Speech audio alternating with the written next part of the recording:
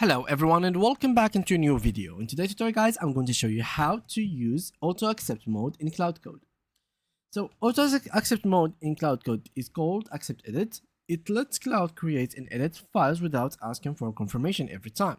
It is useful when you trust Cloud to make code changes faster, but it doesn't mean that Cloud can run every command automatically. Bash commands may still require permissions except some common file system commands. So to run it down perfectly, so here when you go to your account, normally you will find all the settings related to your privacy. So here location metadata, etc, etc. So go to Cloud Code here and go here into the bottom, as you can see, and you will find all of these things right here. So there will be create pull request automatically, auto fix pull request, and auto archive after PR, merge, or close.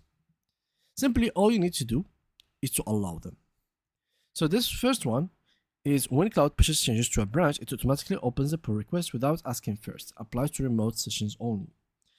The second one, it auto fixes pull requests. When you create a pull request, Cloud automatically monitors it for CI failures and review comments, then respond proactively. Cloud may post comments on your behalf. And auto archive after PR merge or close. Automatically archive desktop sessions when the associated pull request is merged or closed.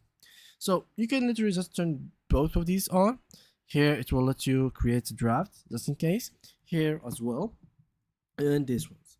Just by doing that, you will have the auto accept mode in Cloud basically turned on.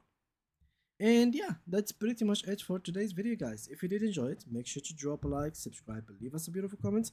If you still have any issue or problem with Cloud Code, make sure to mention your comments, your problem in your comment section. And see you guys in the next video.